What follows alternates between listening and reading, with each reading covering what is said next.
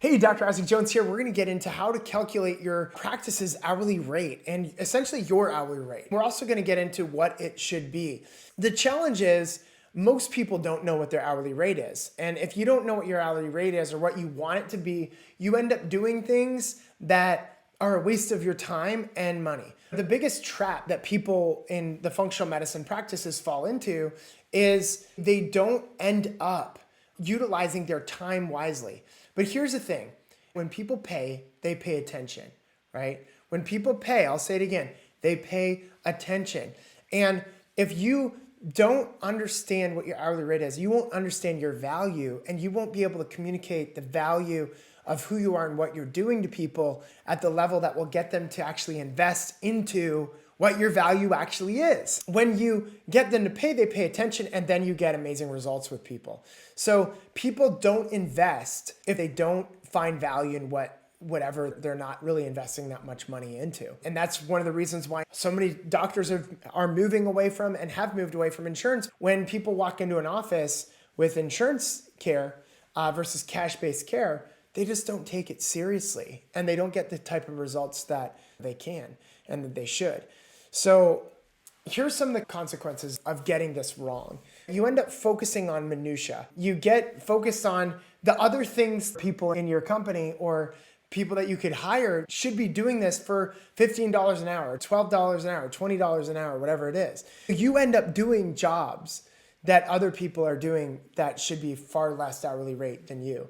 You don't ultimately understand also how to delegate more powerfully. Because when you understand your value, you then see, oh, if I got this person and this person to do that, that would free me up to do this, and I would drive X amount more revenue by doing that other activity that would more than pay for those other two people that were now working in your company doing the things that you used to do. You also allow essentially patients to, when you don't understand your value, patients can take advantage of you, and they will drive certain demands that they want you to answer that are outside of your scope. I hear this all the time. Doctors are over-delivering to their patients all the time, and they're not getting paid for it.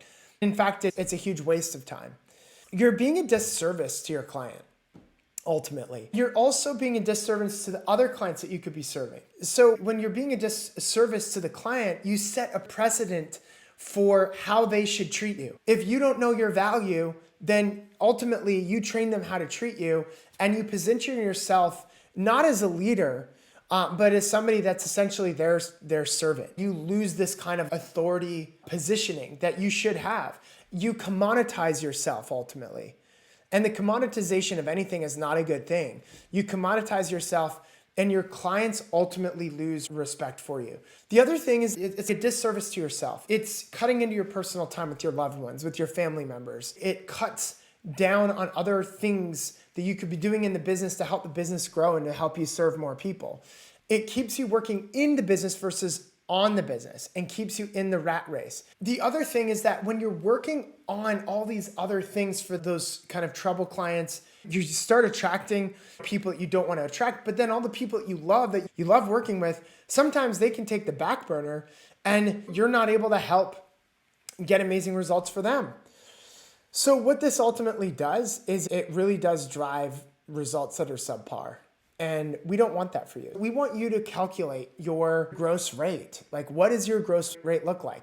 What I want you to do is take last month's revenue, take the hours of work that you did last month, or you could do like your average gross revenue month, right? Divide that number by the gross or the total number of hours that you'll get. And then when you divide those numbers together, you're gonna get your gross hourly rate. I just did a huge launch this month. We did around $3.5 million. Just gonna do this kind of for fun. I put in over the entire month, I think it was 80 hours. So divide that by 80 hours. My hourly rate is $43,000, right? I understand the value of my time with that. I know that's a crazy example because like I just had a huge windfall month, and every month isn't like that.